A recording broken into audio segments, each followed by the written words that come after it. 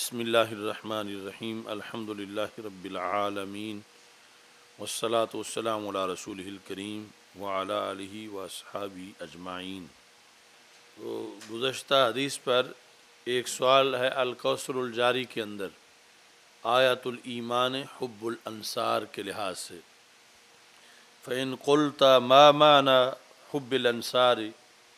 وقد انقرضوا، حب انصار کا کیا مطلب ہے؟ یعنی آج ہمارے لحاظ سے، یعنی وہ تو دنیا سے چلے گئے صدیوں پہلے، نہ ہم نے دیکھے نہ ہماری ان سے ملاقات ہوئی، یعنی جس وقت وہ معاشرے میں موجود تھے اس معاشرے کے لوگوں کے لیے تو یہ فریضہ تھا کہ وہ ان سے محبت کریں، ان کا خیال رکھیں۔ آج صدیوں بعد کے لیے، یعنی اس وقت وہ جب دنیا سے چلے گئے اس وقت سے لے کر اب تک کے لحاظ سے یہ سوال ہے، وَقَدْ انقرضوا، کہ وہ تو دنیا سے چلے گئے، اب ان کے لحاظ سے پھر بھی محبت کا حکم ہے، تو اس کا کیا مطلب ہے؟ اس سوال کے ذریعے پھر جتنی بھی شخصیات دنیا سے چلی گئی ہیں اور ان کی محبت کا حکم ہے تو وہ سب اس کے ذریعے سمجھا جا سکتا ہے جو اس کا جواب ہوگا۔ یعنی وہ صحابہ کرام رضی اللہ تعالی عنہم سارے کے سارے، اور پھر اہل بیت اطہار رضی اللہ تعالی عنہم، انبیاء کرام، یہ ہر پہلی صدی کے یا پہلے زمانے کے جو اولیاء ہیں، صوفیاء ہیں، محدثین ہیں، اہل حق ہیں، سب سے محبت کا حکم ہے۔ تو یعنی ایک تو ہے کہ جو اپنے زمانے میں زندہ ہوں ان کی محبت، اور ایک ہے جو چلے گئے ہوں، تو جو چلے گئے ہیں وہ تو اب نظر نہیں آ رہے، ان سے محبت کا کیا مطلب ہے؟ تو یہ جو سوال ہے الکوثر الجاری کا، یہ بہت سے سوالوں کا جواب ہے۔ مثلا کوئی کہتا ہے کہ داتا صاحب رحمۃ اللہ علیہ سے محبت کا اب کیا مطلب ہے؟ وہ تو دنیا سے چلے گئے، تم اب بھی کہتے ہو کہ ان سے محبت کرو، وہ سے پاک رضی اللہ تعالیٰ عنہ سے اب بھی تم کہتے ہو کہ ان سے محبت کرو، وہ دنیا سے چلے گئے، اگر دنیا میں ہوتے تو پھر جو ہے وہ ان سے محبت کا حکم کی کوئی علت، کوئی اس کی منطق معلوم ہوتی، وہ تو اب دنیا سے چلے گئے، اب محبت کا کیا مطلب ہے؟ تو اس کا انہوں نے جواب دیا، قلت المراد میل القلب الیہم والثناء عند ذکرہم، یعنی جن جن سے بھی محبت کا حکم ہے ان کے دنیا سے چلے جانے کے بعد بھی وہ اس مقام پر فائز ہیں کہ ان سے محبت کی جائے، اور محبت ان سے کی جا سکتی ہے، اور پھر اس محبت کا حکم ہے کہ ان سے محبت کی جائے۔ کیوں؟ المراد میل القلب الیہم، کہ بندے کے دل کا ان کی طرف میلان رہے، بندے کے دل میں ان کی طرف جھکاؤ ہو، بندے کے دل میں ان کے لیے یہ جذبات ہوں محبت کے، ایک یہ بات ہے میل القلب الیہم۔ تو یہ کسی کی طرف دل کا میلان ہونا، یہ ضروری نہیں کہ وہ زندہ ہو تو ہو، یہ کوئی دنیا سے جا چکا ہو پھر بھی دل کا میلان اس کی طرف ہو سکتا ہے۔ تو یہ جو تکلیف مالا یطاق نہیں دی جا رہی کہ ان سے محبت کرو، کہ اب محبت کی نہ جا سکے، کہ سامنے ہوتے تو پھر تو محبت کرتے، اب وہ سامنے نہیں ہے تو کیسے کریں؟ تو اب بھی کی جا سکتی ہے، اور پھر حکم ہے کہ کی جائے، میل القلب الیہم۔ دوسرا والثناء عند ذکرہم، کہ جب کوئی ان کا نام لے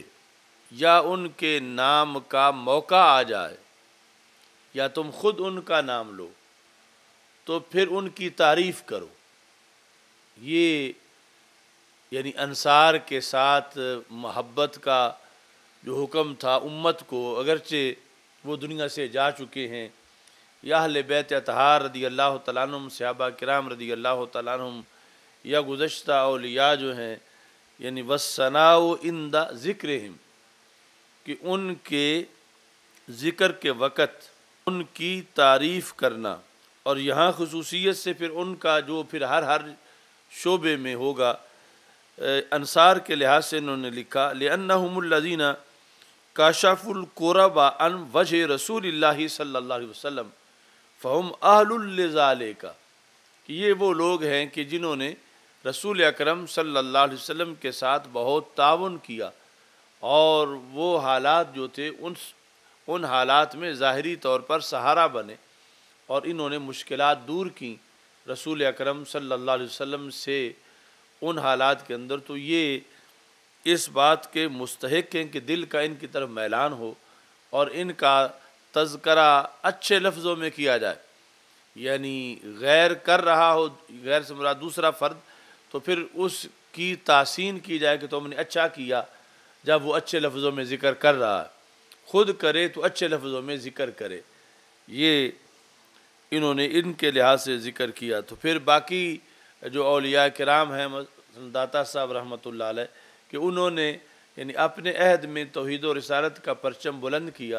اور دین متین کی حمایت کی۔ اس طرح کی چیزیں جو ہیں ان کو پیش نظر رکھتے ہوئے پھر میل القلب الیہم، دل کا ان کی طرف میلان، اور پھر ان کا ذکر خیر، اس ذکر خیر اسی میں ہی من وجہ جا کے آراس جو ہیں بزرگوں کے وہ آتے ہیں کہ وہ ایک گواہی ہو جائے ان کے بارے میں، اور پھر یعنی ان کی جو محبت ہے اس کا اظہار ہو جائے، چونکہ اس محبت کا اظہار بھی سنت الہی ہے کہ یعنی یہ جو بلند و بالا ہستیاں ہیں ان کا تو مزید بڑا مرتبہ ہے، محض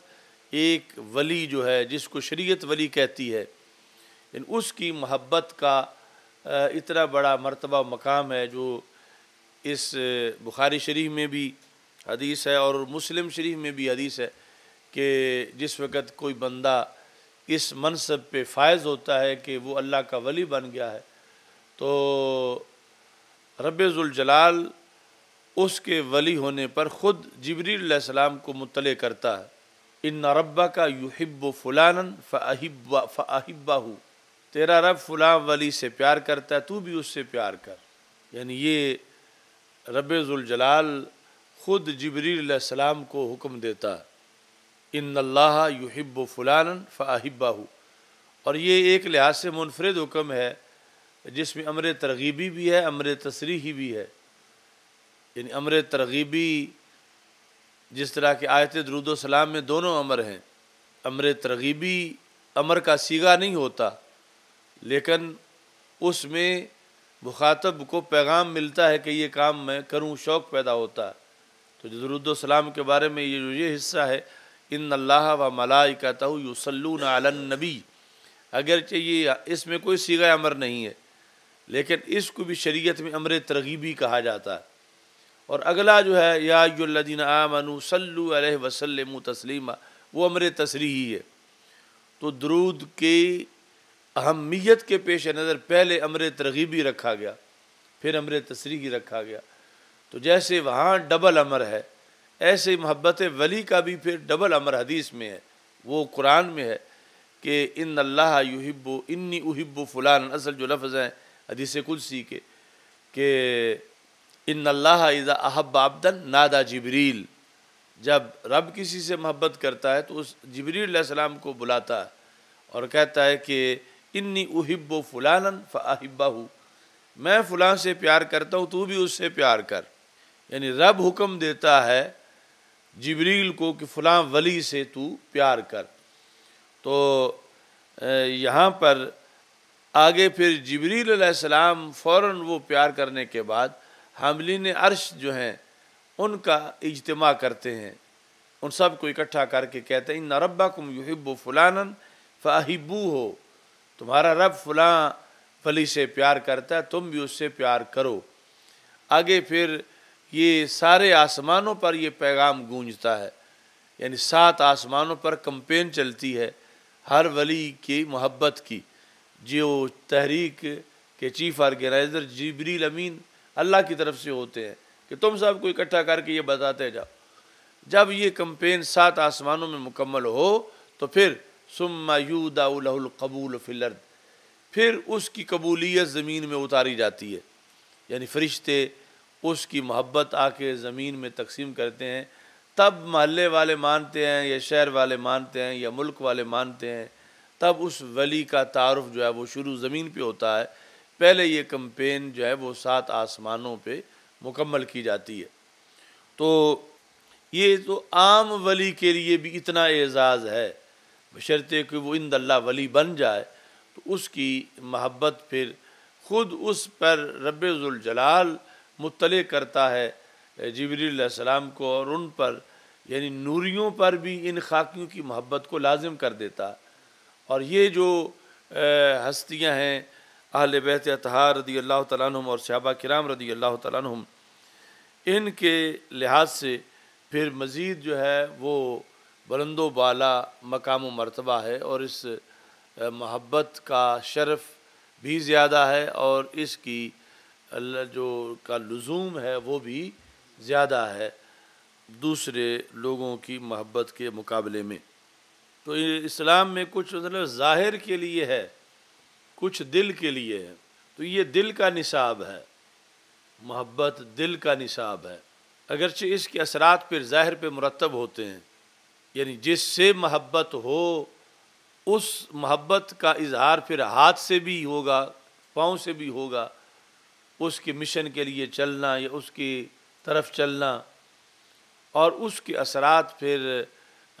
بندے کے ظاہر پر نیکی کی شکل میں، برکت اور نور کی شکل میں بھی ہوں گے، لیکن حقیقت میں یہ ہاتھ پاؤں کا نصاب نہیں ہے، یہ حقیقت میں دل کا نصاب ہے۔ تو یہ جو جس طرح کے ارکان اسلام ہیں تو یہ ارکان محبت ہیں، اور ان کا ایک اپنا سلسلہ ہے، اور پھر جب یہ محبت ان سب سے اللہ کے لیے ہے تو پھر اللہ کے دین کے سارے جو شعبہ جات ہیں اس کی طرف اس محبت کا رخ ہوتا ہے، اور وہاں سے ہی پتہ چلتا ہے کہ کوئی کسی کے ساتھ محبت جو کر رہا ہے وہ شرعی ہے یا غیر شرعی ہے، اس سے آگے پھر اس کا تعین ہوتا ہے۔ لفظ انصار جو ہے یہ نصیر کی جمع ہے، یعنی عمومی طور پر سمجھا جاتا ہے کہ ناصر کی ہے، تو یہ نصیر کی جمع ہے، جس طرح کہ اشراف جو ہے وہ شریف کی جمع ہے، اور الانصار جو ہے علامت الایمان حب الانصار، اس الانصار میں جو الف لام ہے یہ عہد خارجی کا ہے، یعنی ہماری جو پرانی کتابیں اس میں پھر چونکہ زیادہ اہم عہد خارجی ہوتا ہے، عہد تو مطلقاً جب عہد کا ذکر ہو واللام للعہد تو مراد ہوگا عہد خارجی کے لیے جو خارج میں معین افراد پر دلالت کرتا، نہ کہ عہد ذہنی کے لیے جو مخاطب کے نزدیک خارج میں معین ہیں۔ تو حب الانصار میں مراد کے انصار و رسول اللہ صلی اللہ علیہ وسلم، یعنی ہر کسی کے انصار کی بات نہیں ہو رہی، ورنہ دنیا میں لاکھوں کروڑوں انصار ہیں، کوئی کسی کے انصار میں سے ہے، کوئی کسی کے انصار میں سے ہے، تو یہاں ہے انصار رسول صلی اللہ علیہ وسلم، حب و انصار رسول اللہ صلی اللہ علیہ وسلم من الایمان، یعنی الف لام کی جگہ اس کا پورا مطلب لگائیں تو پھر یہ ہوگا کہ تو پھر یہ لوٹ کے بات یعنی یہ ہوگی کہ ان کے ساتھ جو محبت ہے وہ ان کی ذاتی وجہ سے نہیں، اگلی نسبت کی وجہ سے ہے کہ یہ رسول پاک صلی اللہ علیہ وسلم کے چونکہ انصار ہیں تو اس لیے ان کی محبت ہے۔ ایسی جس وقت ہم کہتے ہیں کہ حب الاصحاب، تو اصحاب تو دنیا میں لاکھوں کروڑوں ہیں، کوئی کسی کا صاحب ہے، کوئی کسی کا صاحب ہے، تو مطلب کیا ہے؟ حب اصحاب رسول اللہ صلی اللہ علیہ وسلم۔ ایسے ہی جس وقت ہم کہتے ہیں کہ محبت اہل بیت، تو اس میں بھی یعنی اہل البیت، تو الف لام جو ہے وہ عہد کا ہے، یعنی اہل بیت رسول اللہ صلی اللہ علیہ وسلم۔ تو یہ ساری محبتیں ان کی اصل بیس جو ہے وہ رسول اکرم صلی اللہ علیہ وسلم کی ذات گرامی ہے کہ یہ محبتیں لازم اس وجہ سے ہوئی ہیں، یعنی یہ جتنے بھی محبوبیت میں آئے ہیں یہ سارے اس لیے محبوب ہیں کہ ان کی نسبت وہ ہے، یعنی وہ اہل بیت اطہار رضی اللہ تعالیٰ عنہ یا صحابہ کرام رضی اللہ تعالیٰ عنہ، یہ جو مستند میں اعلیٰ حضرت رحمۃ اللہ علیہ نے اس کا خلاصہ لکھا کہ لیس حب الصحابۃ لذواتہم ولا حب اہل البیت لانفسہم بل حبہم کلہم جمیعا لوصلاتہم برسول اللہ صلی اللہ علیہ وسلم، کہ ان کی محبت کسی کی بھی اس کی ذات کی وجہ سے نہیں ہے بلکہ رسول پاک صلی اللہ علیہ وسلم کے ساتھ نسبت کی بنیاد پر ہے۔ تو مجدد صاحب اس کو کہتے ہیں کہ استقلالاً ان کو نہیں مانا جائے گا، ان کو رسول پاک صلی اللہ علیہ وسلم کی نسبت کے صدقے مانا جائے گا۔ تو استقلالاً مانے تو پھر جا کے خرابیاں لازم آتی ہیں، یعنی استقلالاً ماننے سے اگر حضرت صدیق اکبر رضی اللہ تعالیٰ عنہ کو کوئی استقلالاً مانتا ہے تو وہاں خرابی آ سکتی ہے کہ خارجی بنے اور ناسبی بنے، اور جب ذات رسول صلی اللہ علیہ وسلم کی وجہ سے مانتا ہے تو پھر وہ سنیت ہے۔ اب غلو نہیں ہوگا کہ کوئی کہیں حضرت صدیق اکبر رضی اللہ تعالیٰ عنہ کو سرکار کے ہم پلہ کرے یا آگے بڑھائے، کیونکہ انہیں مانا ہی سرکار کے صدقے ہے۔ تو ایسے ہی ذات جو اہل بیت اطہار ہیں ان کے نفوس قدسیہ جب ان کو مانا سرکار کے صدقے ہے تو اب کسی کو بھی سرکار کے برابر لانے کا خیال نہیں آئے گا، نہ بڑھانے کا خیال آئے گا، کیونکہ انہیں تو مانا ہی سرکار کے صدقے ہے۔ اور یہ جب چھوڑا جائے گا تو پھر تفضیلیت آئے گی اور پھر رافضیت آئے گی، اور اس کی وجہ سے پھر آگے جو ہے وہ نقصان ہوگا۔ تو اس لیے یعنی یہ محبت کا فلسفہ اندر ذہن میں رکھنا چاہیے۔ اس کو مجدد صاحب نے کہا کہ یہ جو روافض ہیں یہ حضرت مولا علی رضی اللہ تعالیٰ عنہ اور اہل بیت کی محبت یہ استقلالاً مانتے ہیں، وَاَز محمد بالی گرائد، تو پھر جا کے وہ کہتے ہیں فرشتے سے غلطی ہوئی اور اصل نبوتی مولا علی رضی اللہ تعالیٰ عنہ کی تھی، اور پھر جا کے جو ہے وہ اس کے نیچے یہ چیزیں آتی ہیں جو وہ عرفان شاہ نے کہا کہ رسول پاک صلی اللہ علیہ وسلم کی نبوت کا سارا سسٹم ہی علی کے کاندھے پر ہے۔ تو اس طرح کی جو چیزیں جس کا روافض جو ہے وہ صراحت کر چکے ہیں، اور یہ جو تفضیلی طبقہ ہے ان کے ذریعے یعنی تاثر ملتا ہے کہ اگر وہ نہ ہوتے تو شاید سرکار کی نبوت ہی نہ چلتی، نبوت کا سارا مدار اس چیز پر رکھ دیتے ہیں۔ تو جب صدقے مانا ہوگا تو پھر ایسی چیز جو ہے وہ نہیں آئے گی۔ تو اس بنیاد پر مجدد صاحب نے لکھا کہ جو استقلالاً مانتا ہے وہ کیا ہے، وہ حدم شریعت کرتا ہے، پوری شریعت کو گراتا ہے، یہ کہہ کر جس وقت وہ ان کی محبت مستقل سمجھتا ہے۔ مستقل میں مطلب کیا ہے کہ سرکار کے ساتھ نسبت نہ ہو پھر بھی ان سے محبت ہے، کہ یہ خود عظیم ہے، ان کی اپنی بڑی اتھارٹی ہے۔ یہ کسی کے لیے بھی جب مانا جائے گا اصحاب میں سے یا آل میں سے تو پھر ماننے والے کا ایمان خراب ہو جائے گا، کیونکہ ان سب کی محبت کا راز ذات رسول صلی اللہ علیہ وسلم ہے کہ ان کے صدقے ہے۔ تو پھر اب یہ استقلالاً نہیں ہے، اب جو ہے جا کر غلو نہیں ہوگا اور رفض خروج کا رستہ نہیں نکلے گا، اور اس کو اہل سنت کے مسلک سے تعبیر کیا جاتا ہے۔ تو جب انصار رسول علیہ السلام کی بات ہوتی ہے تو اس سے مراد دو خاندان ہیں، ایک ہے اوس اور دوسرا ہے خزرج۔ تو جب رسول اکرم صلی اللہ علیہ وسلم نے اعلان نبوت فرمایا، اور یعنی حق تو قریش کا تھا سب سے پہلے کہ 40 سال دیکھ بھی چکے تھے، پھر انہی کے خاندان میں بھی سرکار دو عالم صلی اللہ علیہ وسلم تھے، لیکن سب سے زیادہ رکاوٹ بھی انہوں نے ڈالی۔ یعنی یہ پھر لفظ بولے جاتے ہیں کذبت ہو قریش، کہ قریش نے معاذ اللہ رسول پاک صلی اللہ علیہ وسلم کو جھٹلا دیا، سوائے یعنی پہلے تو اکا دکا کے، پھر آہستہ آہستہ کچھ مانے، پھر جا کر جنگیں ہوئیں، پھر مکہ مکرمہ فتح ہوا، پھر جو مرنے تھے وہ مارے گئے، اور باقی جو زندہ تھے جن کی قسمت میں خیر تھی انہوں نے اسلام قبول کر لیا۔ یعنی سب سے زیادہ زور تو رسول پاک صلی اللہ علیہ وسلم کو خود مکہ میں ہی لگانا پڑا، مکی زندگی میں، اور سب سے زیادہ مخالفت انہی کی تھی جو اپنا ہی خاندان تھا، اور یہی اصل میں باعث بنے ہجرت کا۔ اگرچہ ہجرت کی حکمتیں اپنی ہیں اور اس میں مدینہ منورہ کو شرف ملنا تھا، اس میں انصار کو عظمت ملنی تھی، اس میں یعنی ہمیشہ کے لیے رسول اکرم صلی اللہ علیہ وسلم نے اللہ نے جو جگہ آپ کے لیے منتخب کر رکھی تھی، جس حجرہ مبارکہ کی مقدس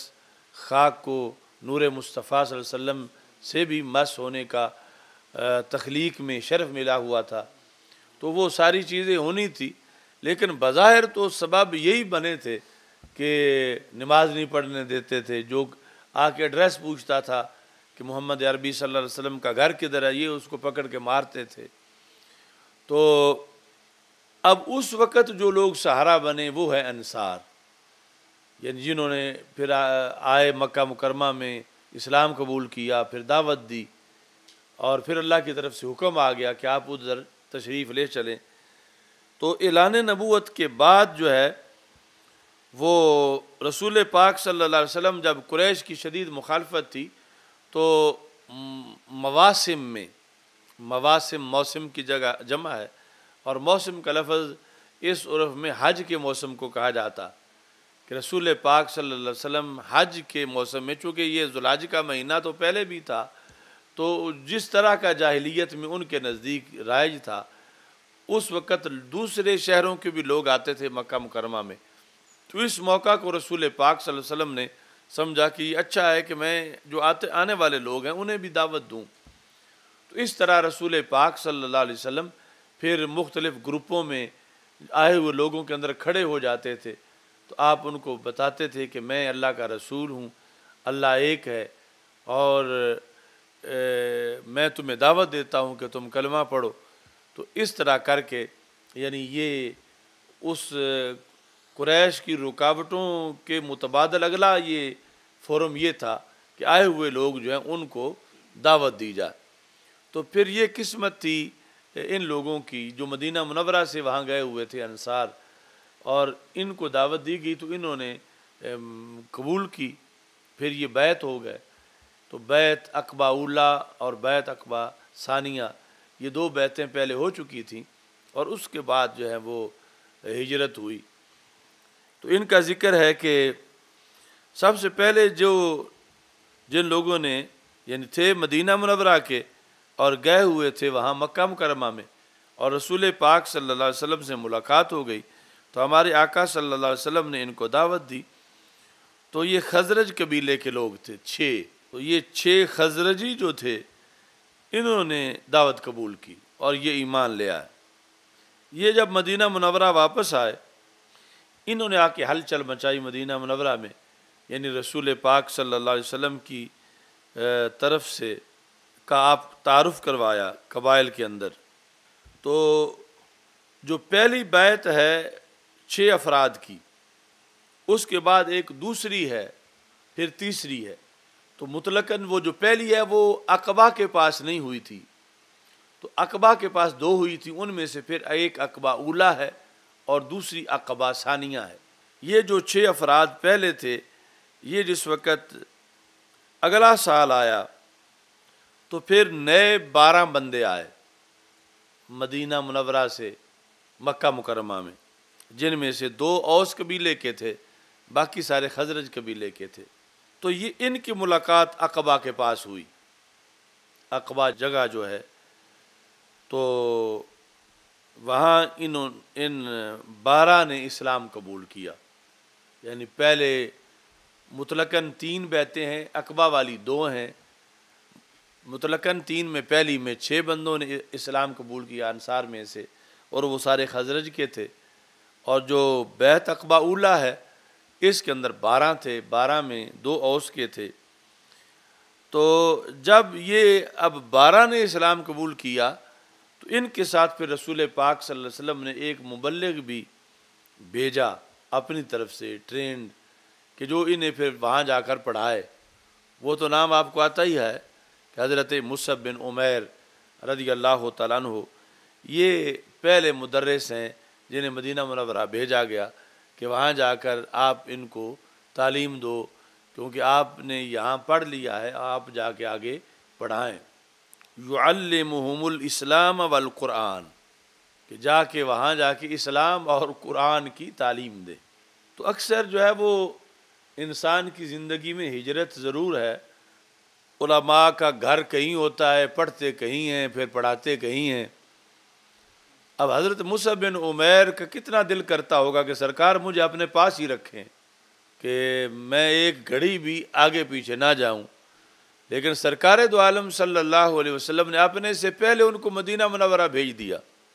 تو یہ ان کے لیے ایک ہجرت تھی جو قیامت تک کے لیے مدرسین، علماء، مبلغین، شاگردوں کے لیے کہ جن کا دل ہو ہم استاد صاحب کے پاس ہی رہیں مگر آگے جا کے کام بھی تو کرنا ہے. تو یعنی کتنا ان کا شوق تھا حضرت مصعب بن عمیر رضی اللہ تعالیٰ عنہ کا. تو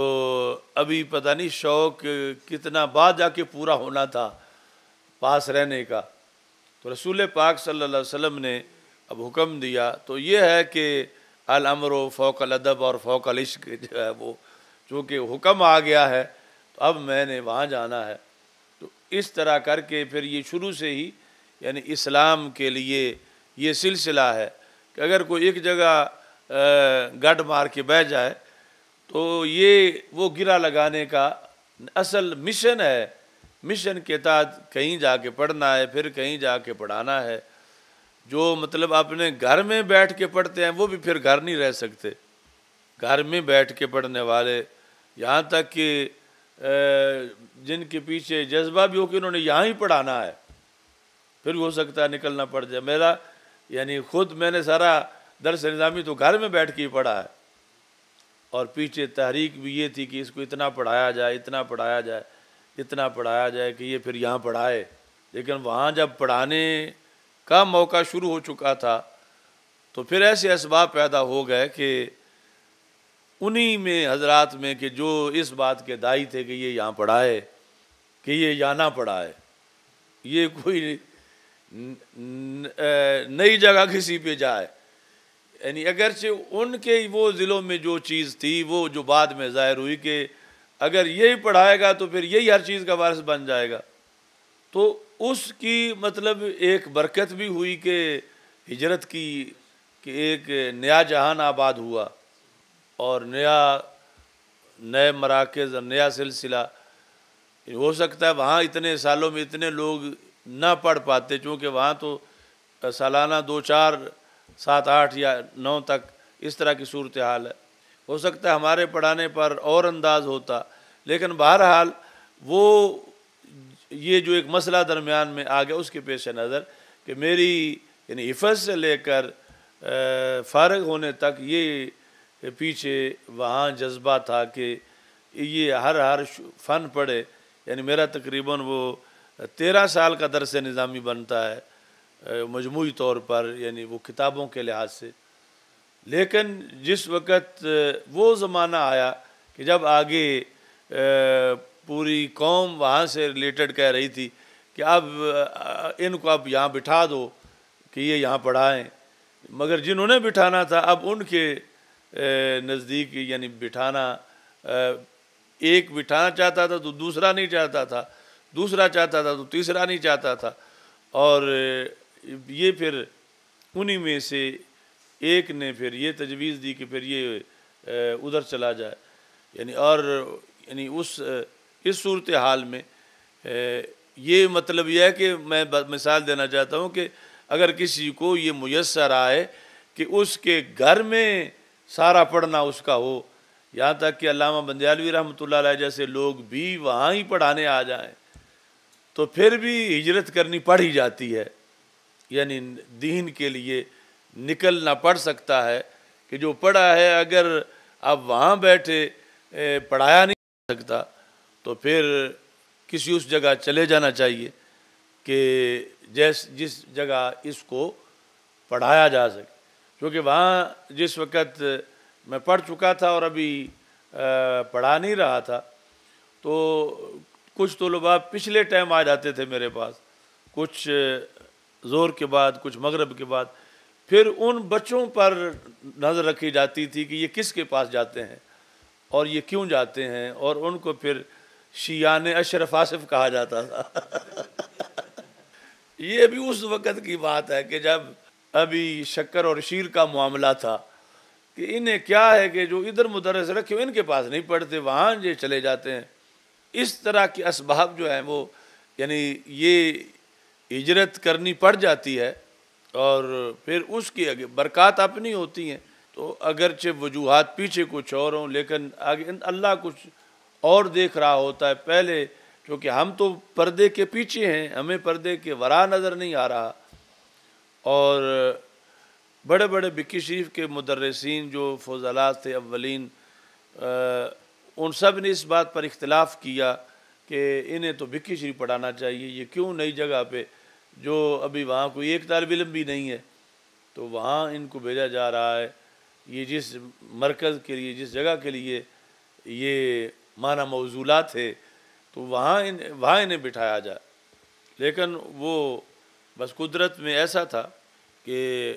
اس جگہ جامعہ جلالیہ کی جگہ جو ہے یہ کام شروع ہونا تھا،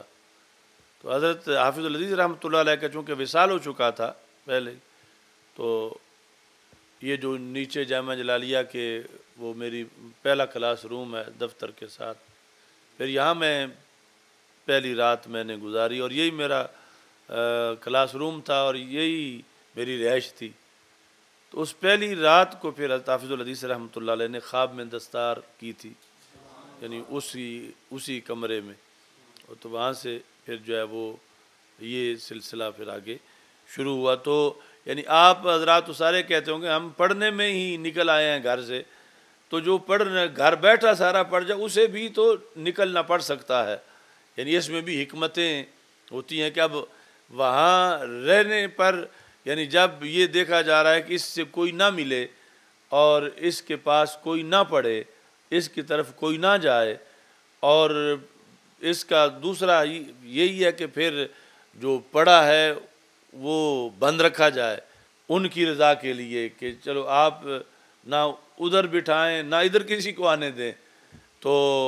اب اس کے بعد پھر انہی میں سے جو پیر مظہر قیوم صاحب رحمۃ اللہ علیہ تھے، انہوں نے پھر یہ جو کہ ان کے زیر اثر تھی یہ جگہ، انہوں نے کہا کہ پھر یہ وہاں شروع کرے، یعنی اگرچہ اس کو ایک دوسرے لفظوں میں بہت سخت فیصلہ اور کہ مرکز یا جو چاہیے تھا اس کے خلاف سمجھا جا رہا تھا، کیونکہ یہاں سے ایک نئے سرے سے، چونکہ بلڈنگیں مدارس کی تو بہت بنی ہوئی تھی پہلے بھی وہاں پر ارد گرد میں، لیکن وہ نہ کوئی یعنی یہ تھا کہ یہ وجہ تھی کہ جب میں بیٹھا تھا جامعہ جلالیہ کے وہ جو اس وقت درخت ہوتا تھا شیشم کا، اب تو دوسرا اس جگہ وہ شیشم کا پہلے درخت ہوتا تھا سین میں، تو مسلح جو ہے یہ کھجور کے پتوں کا یہ بچھایا ہوا تھا۔ جمعرات تھی تو جو طالب علم تھے وہ بھی باہر نکلے ہوئے تھے، تو میں اپنا وہ سردیوں میں دھوپ میں بیٹھ کے مطالعہ کر رہا تھا، تو ایک بندہ جو ہے وہ آیا، کچھ دیر گیٹ میں کھڑا رہا، پھر آگے آہستہ آہستہ چلتا تو اس نے کہا کہ میں وہ ڈاکٹر اشرف آصف جلالی سے ملنا چاہتا ہوں۔ وہ تھوڑی دیر کے بعد میں نے بتا دیا کہ میں ہی ہوں، وہ پھر حیران رہ گیا، یعنی اس کو کچھ اور تصورات تھے کہ کتنی بڑی بلڈنگ ہوگی اور کیا صورتحال ہوگی اور کس طرح کے، تو اللہ نے اس جگہ میں پھر برکت ڈالی، اور اس طرح یعنی چونکہ پیچھے بھیجا گیا تھا، اگرچہ مصعب بن عمیر تو رہنا ہی وہیں چاہتے تھے، لیکن حکم یہ ہو گیا کہ اب تم وہاں چلے جاؤ، تو وہاں جا کر پھر انہوں نے سب سے پہلے مدینہ منورہ میں تعلیم تبلیغ کا سلسلہ شروع فرمایا۔ اچھا جی، تو تاریخ تدریس میں پھر حضرت مصعب بن عمیر رضی اللہ تعالیٰ عنہ کو یاد رکھنا چاہیے کہ جو اس مشن پر رسول پاک صلی اللہ علیہ وسلم نے سب سے پہلے جن کو مدینہ منورہ میں بھیجا۔ اب یہ جو 12 تھے، اگلے سال جب آیا موقع 73 افراد آئے، یعنی اس اعلان نبوت کے بعد جب رسول پاک صلی اللہ علیہ وسلم مواسم میں تبلیغ کر رہے تھے، تو پہلے موسم میں یعنی جو پہلی مرتبہ جو مدینہ منورہ سے آئے ہوئے 6 تھے، دوسری مرتبہ 12 تھے، اور تیسری مرتبہ 73 تھے۔ یہ جو 73 تھے ان میں 2 خواتین بھی تھیں، یعنی وہ ان کے علاوہ تھی، مجموعی طور پر پھر 75 بن جاتے ہیں، یعنی 73 مرد تھے اور 2 عورتیں تھیں۔ اب رسول پاک صلی اللہ علیہ وسلم نے ان کی تنظیم سازی کی اور ان میں 12 نقیب بنائے۔ 12 نقیب جس طرح گروپ لیڈر ہوتے ہیں، یعنی وہ آگے آئے گا نوکبا کا نظام، یعنی یہاں تو مطلقاً نقیب بنائے، آگے پھر مدینہ منورہ میں جب سلطنت بنائی تو پھر نوکبا کا نظام قائم کیا، یعنی جس کو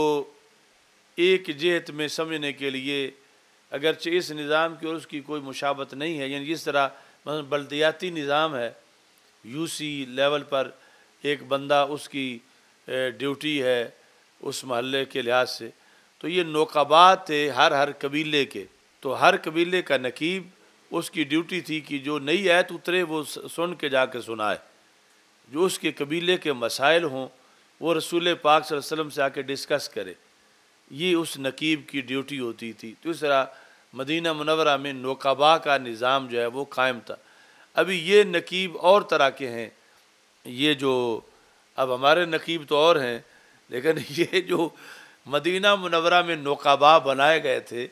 یہ ابھی اس طرز کے نہیں تھے جو سلطنت بننے کے بعد پھر نوکبا تھے۔ اب تو یہ انہی میں سے ایک ہی قبیلے کے مختلف شاخوں کے یا جو آئے ہوئے تھے ایک ہی طرح لوگوں کے گروپ لیڈر بنا دیے گئے، لیکن جب رسول پاک صلی اللہ علیہ وسلم مدینہ منورہ تشریف لے گئے تو پھر آپ نے یعنی یہ رکنیت دی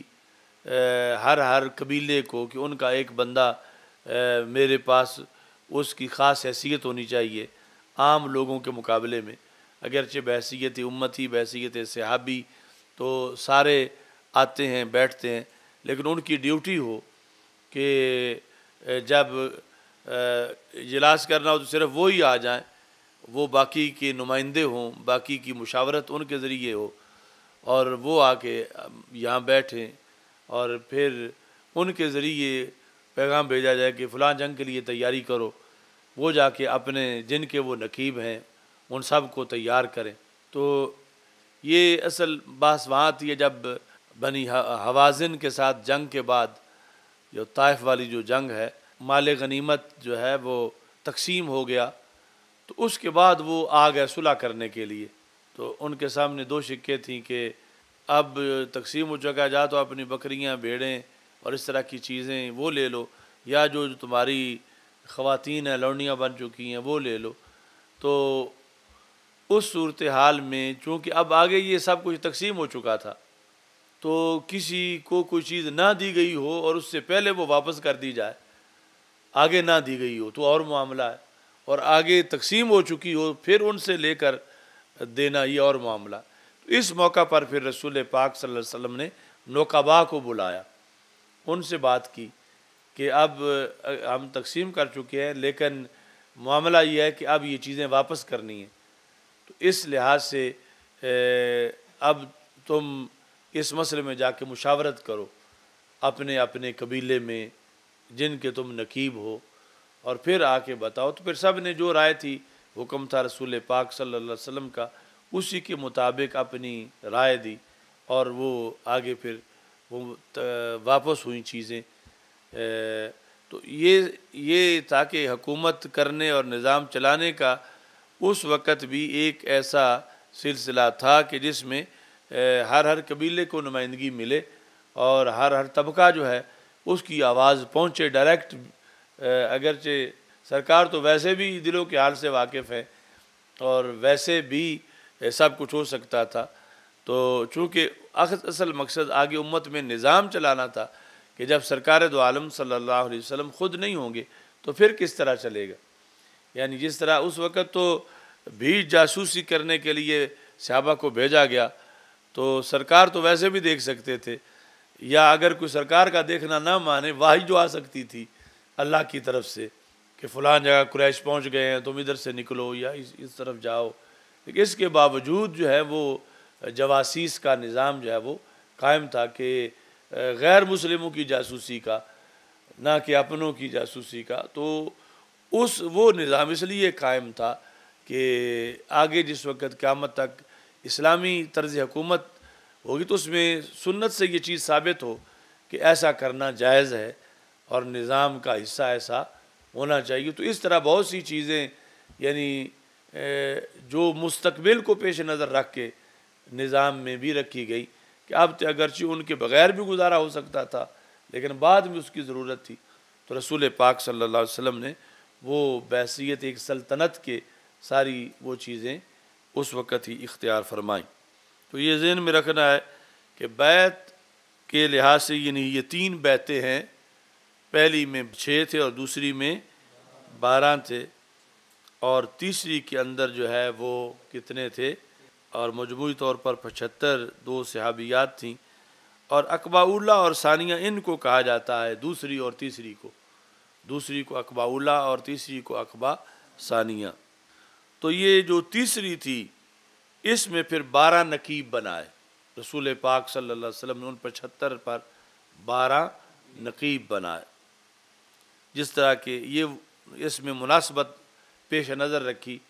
کہ حضرت موسیٰ علیہ السلام کے جو نقباء تھے ان کی تعداد 12 تھی، اس طرح آپ نے بھی 12 نقیب بنائے۔ اب اس تیسری مجموعی طور پر تیسری بیعت کے 2 مہینے بعد پھر رسول پاک صلی اللہ علیہ وسلم نے خود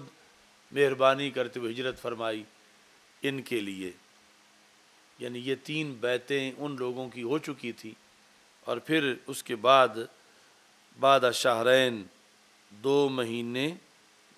بعد حضرت صدیق اکبر رضی اللہ تعالی عنہ کے ہمراہ، اور اس میں حضرت عامر بن فہیرہ بھی شامل تھے جو کہ حضرت صدیق اکبر رضی اللہ تعالیٰ عنہ کے غلام تھے، یعنی ان کو بھی معیت حاصل تھی، اور ایک آدمی جسے ہائر کیا گیا تھا رستہ بتانے کے لیے، اس کا نام عبداللہ بن اریقط تھا۔ اس طرح ہجرت، اور ہجرت کی رات یہ جو رستے والا تھا یہ بھی یعنی تسنین تھی امت کے لیے کہ ایسا کیا جا سکتا ہے، ورنہ تو سارا سلسلہ ہی یعنی جو رب دار ام ہانی سے رات کے مختصر وقت میں مسجد اقصیٰ اور وہاں سے آسمانوں تک اور پھر آگے اس سے جنت کے مناظر اور سب کچھ اور دیدار اور معراج وہ کرا سکتا ہے، تو وہ ایک لمحے میں کیا مکہ مکرمہ سے مدینہ منورہ نہیں پہنچا سکتا؟ یعنی یہ اللہ کی قدرت سے تو کوئی بعید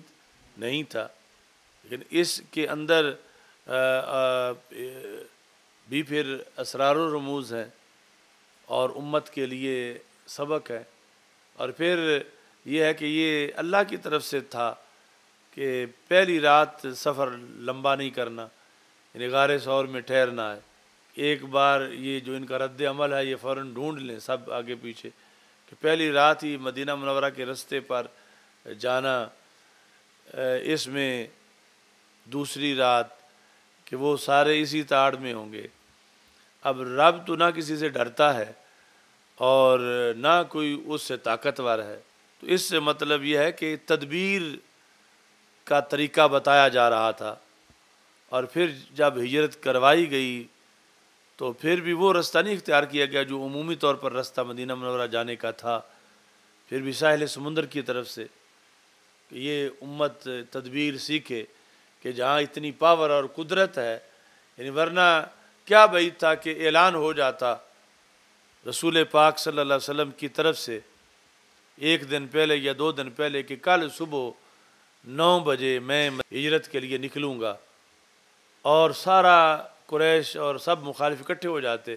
سرکار خانہ کعبہ کے سامنے کھڑے ہوتے، اور اگلے لمحے سرکار مدینہ منورہ ہوتے،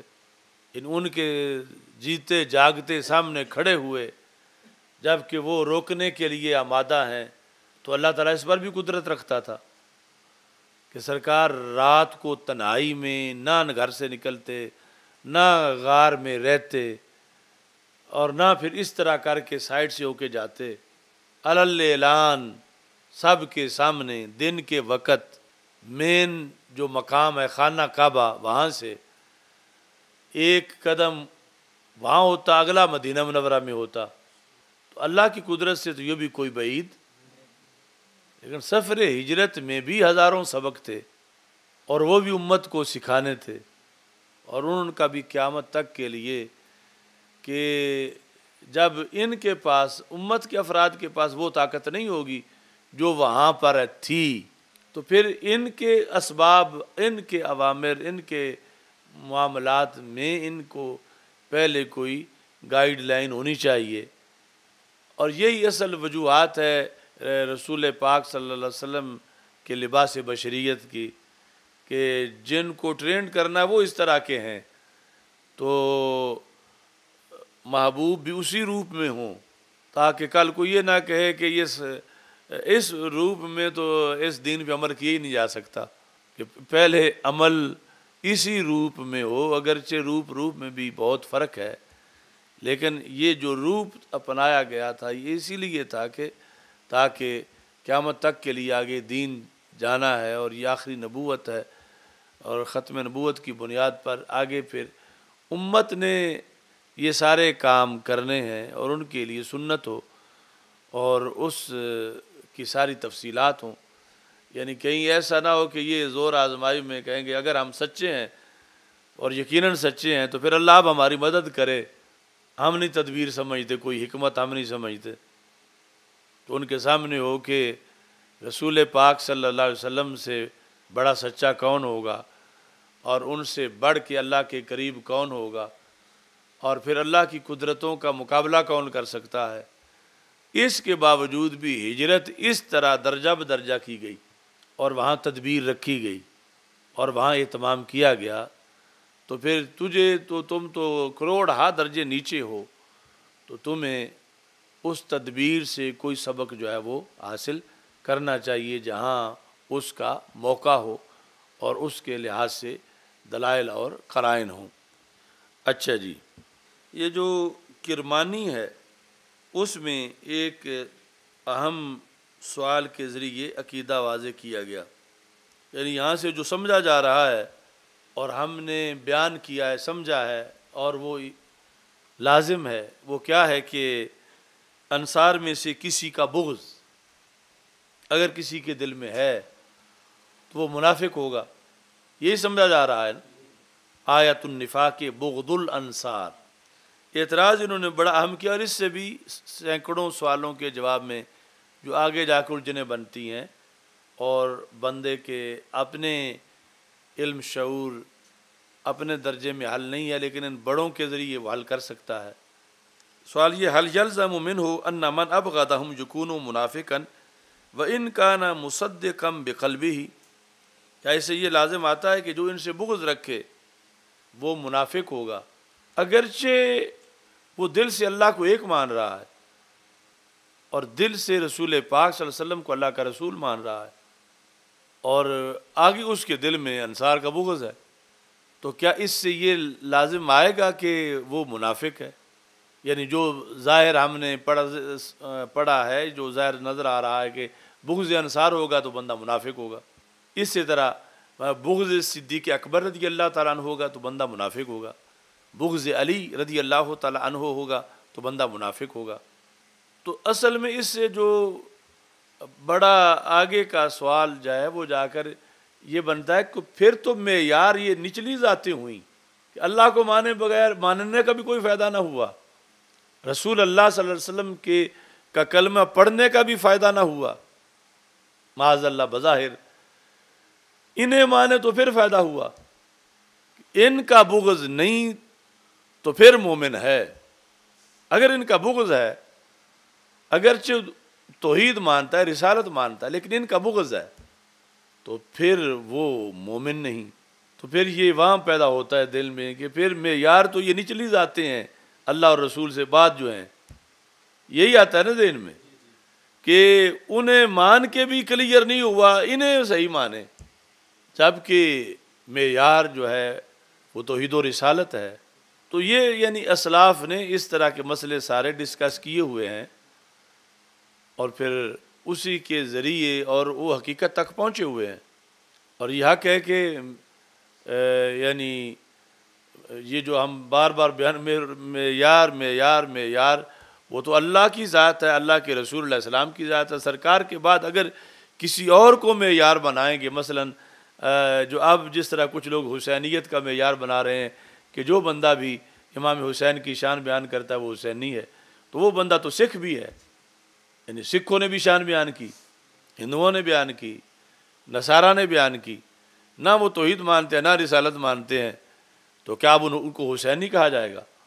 یا ان کو نجات پر کہا جائے گا؟ یا اگر کہا جائے تو پھر توحید و رسالت پر تو پھر معیار تو یہ بنے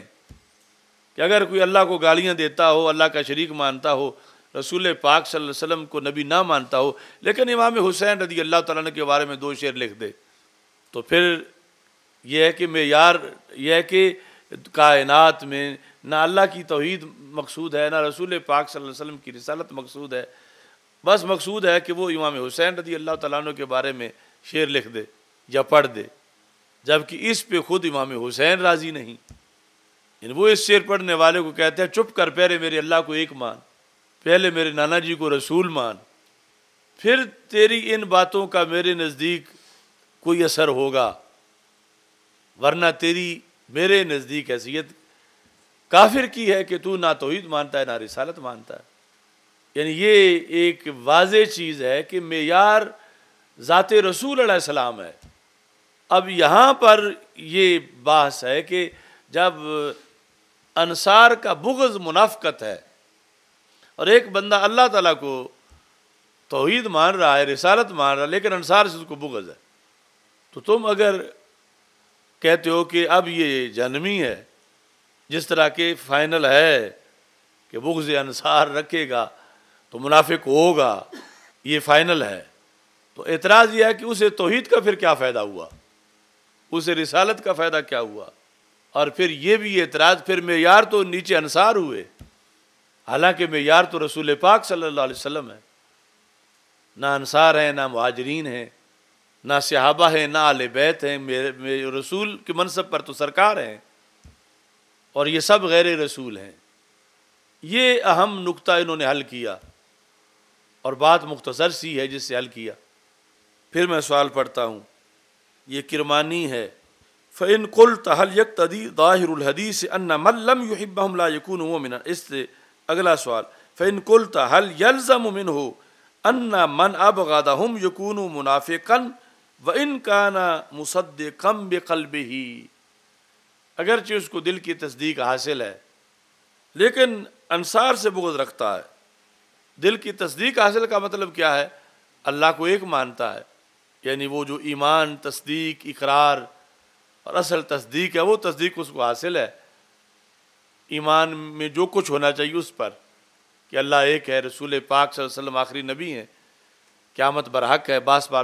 بعد الموت پر یقین ہے، فرشتے، جنت، دوزخ، سب کچھ مانتا ہے، لیکن انصار سے بغض ہے۔ اب یہ جواب کا مدار اس پر ہے کہ ہاں وہ منافق ہے، جواب کا مدار اس پر ہے، منافق مان کر جواب ہوگا پھر کیوں منافق ہے، کیونکہ جواب میں یہ چیز کلیئر رکھی جائے گی کہ معیار انصار نہیں، معیار ذات رسول علیہ السلام ہے۔ منافق ہم مانتے ہیں اس کو کہ جس کے دل میں بغض انصار ہے، لیکن یہ نہیں کہ کوئی رسالت سے بڑی کوئی اتھارٹی انصار کی آ گئی ہے کہ رسالت مانی ہوئی ہو تو انصار کو نہ مانے تو رسالت کا فائدہ ہی نہیں ہے، توحید کا فائدہ نہیں ہے۔ اتھارٹی معیار وہ ہیں مخلوق میں، ذات رسول اللہ علیہ السلام، اور اوپر خالق ہے۔ تو جواب کیا ہے؟ کہتے ہیں المقصود بغضهم من جہت انہم انصار لرسول اللہ صلی اللہ علیہ وسلم، انصار سے جو اس لحاظ سے بغض رکھتا ہے کہ یہ کیوں انصار بنے رسول پاک صلی اللہ علیہ وسلم کے، انصار رسول پاک صلی اللہ علیہ وسلم کے انصار کیوں بنے، اس بنیاد پر جو بغض رکھتا ہے۔ اب کیا ہوگا؟ اب یہ ہے کہ لا يمکن اجتماعہ مع تصدیق لرسول اللہ صلی اللہ علیہ وسلم، جو یہ بغض ہے اس لحاظ سے یہ تصدیق کے ساتھ اکٹھا نہیں ہو سکتا، یعنی ایک سرکار کو نبی بھی مانے اور پھر انصار سے اس لیے بغض کرے کہ انہوں نے سرکار کے ساتھ تعاون کیوں کیا۔ اگر اس کو یہ اعتراض ہے کہ یہ کیوں معاون بنے تو پھر وہ تصدیق جھوٹی ہے، جس کا دعویٰ کیا جا رہا ہے کہ وہ تو اللہ کو بھی مانتے ہیں، اللہ کے رسول علیہ السلام کو بھی مانتے ہیں، تو انہیں پھر یہ مروڑ کیوں ہے؟ تو یہ جو ان کو بغض ہے، بغض انصار، یعنی اس بیس پہ بغض انصار بن رہا ہے منافقت کی علامت، کہ جو انصار سے کوئی اس لیے بغض کر رہا ہے کہ یہ انصار کیوں بنے، کیونکہ جو اس جہت سے بغض کرے گا تو پتہ چلے گا یہ پھر سرکار کو بھی نہیں مانتا، یہ اللہ کو بھی نہیں مانتا۔ اللہ نے تو حکم دیا تھا رسول پاک صلی اللہ علیہ وسلم کے لحاظ سے تعاون کرو، اور سرکار نے تعاون لیا تھا، اور یہ بندہ اس لیے مروڑ رکھتا ہے انصار سے کہ انہوں نے تعاون کیوں کیا، سرکار کو جگہ کیوں دی، سرکار کے معاون کیوں بنے۔ تو پھر یعنی خلاصہ یہ بنا کہ معیار تو پھر ذات رسول ہی ہے کہ جن کی جہت کے پیش نظر انصار کا بغض جو ہے وہ منافقت بنا۔ اگر جہت وہ نہ ہو تو پھر تو منافقت نہ بنتا،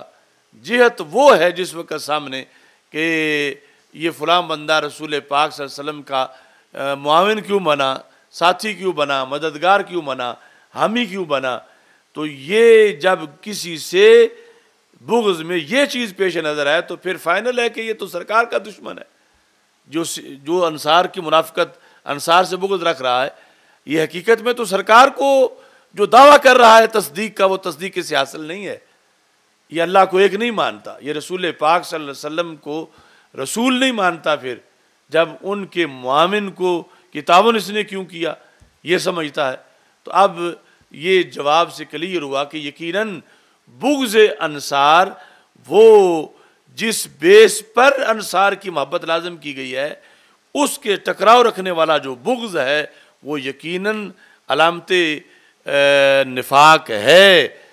لیکن پھر بھی معیار انصار نہیں ہے، معیار رسول پاک صلی اللہ علیہ وسلم ہے، چونکہ ان کی جہت سے ان کے ساتھ جب بغض کیا گیا تو پھر بندہ منافق بنا۔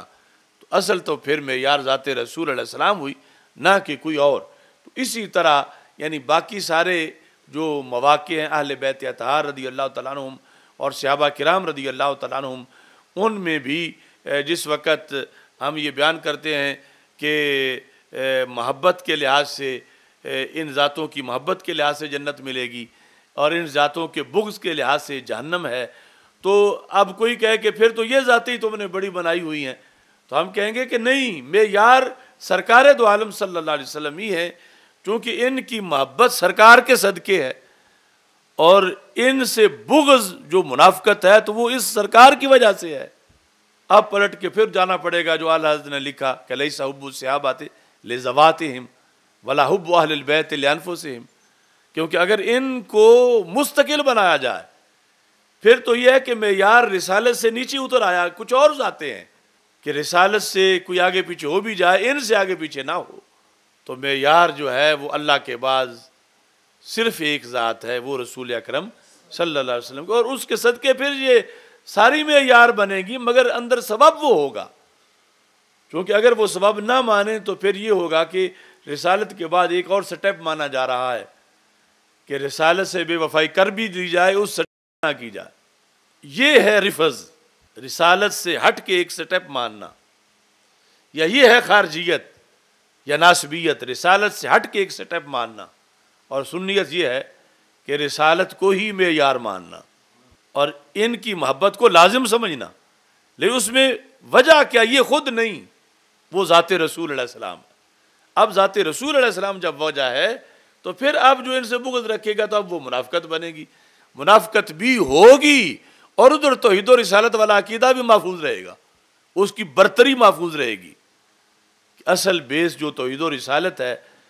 اس سے ہٹے نہیں ہے کہ کوئی معیار کوئی اور ذاتیں بن گئی ہیں، کیونکہ اگر اور ذاتیں معیار بنے گی تو پھر مطلب یہ ہوگا کہ اگر کوئی بندہ توحید کا باغی ہو جائے معاذ اللہ تو ہو جائے، رسالت کا باغی ہو جائے تو ہو جائے، یہ جو معیار ہے ان کا باغی نہ ہو، اگر ان سے اس کی اٹیچمنٹ صحیح ہے تو پھر جو ہے وہ جنتی ہے۔ تو ان سے اٹیچمنٹ صحیح تب ہو سکتی ہے جب ان کو ان کے صدقے مانا گیا ہو،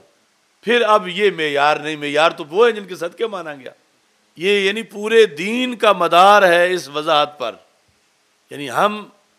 فرض مانتے ہیں محبت صحابہ کی، فرض مانتے ہیں محبت اہل بیت رضی اللہ تعالیٰ عنہم کی، اور پھر ان سے بغض منافقت ہے۔ اور اسی کو سامنے رکھ کر اگر کوئی منکر اسلام اعتراض کر دے کہ پھر تو تم تو یعنی معیار اور بنا بیٹھے ہو توحید و رسالت کو تو سے نیچے آ کر ان ذاتوں کو، تو اس کا جواب اور اسلام کی حقانیت اسی پر ہے کہ ان کو معیار نہیں بنا، انہیں مانا ہی ہم نے توحید و رسالت کی وجہ سے ہے۔ لیس حب الصحابۃ لذواتہم ولا حب اہل البیت لانفسہم بل حبہم کلہم جمیعا لوصلاتہم برسول اللہ صلی اللہ علیہ وسلم۔ ان کو مانا ہی سرکار کے صدقے ہے، تو جن کے صدقے مانا معیار تو پھر وہ ہیں۔ ہاں، ان کی جو محبت ان کے صدقے ہے وہ ایک فریضہ ہے، وہ معمولی محبت نہیں، وہ بہت بڑی محبت ہے، اور وہ آیت ایمان ہے، وہ علامت ایمان ہے۔ اور پھر آگے دوسری طرف سے وہ جو بغض ہوگا وہ منافقت ہوگی۔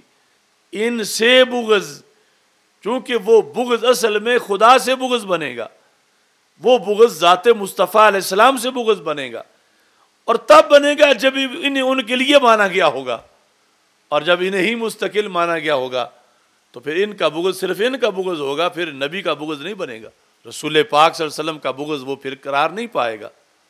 وہ تب قرار پائے گا جب سرکار کی وجہ سے ان کو مانا گیا ہے، پھر ان کا بغض بڑا خطرناک ہے، یہ اس جہت سے ہے، اور اس جہت سے پھر جو ہے وہ آگے اس پر حکم بھی جو ہے وہ وہی مرتب ہوگا۔ باقی یہ جس وقت ان کا یہ معاملہ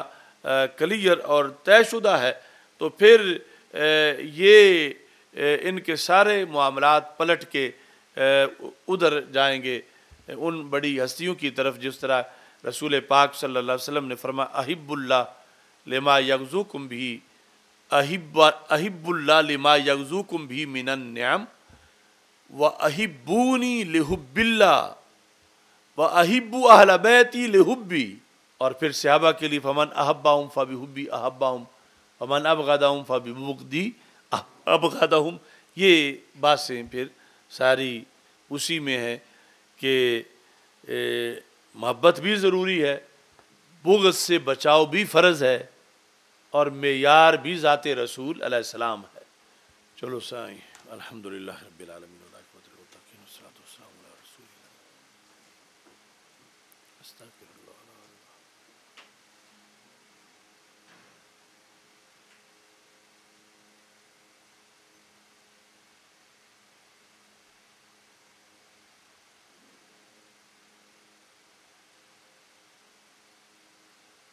صلی اللہ تعالیٰ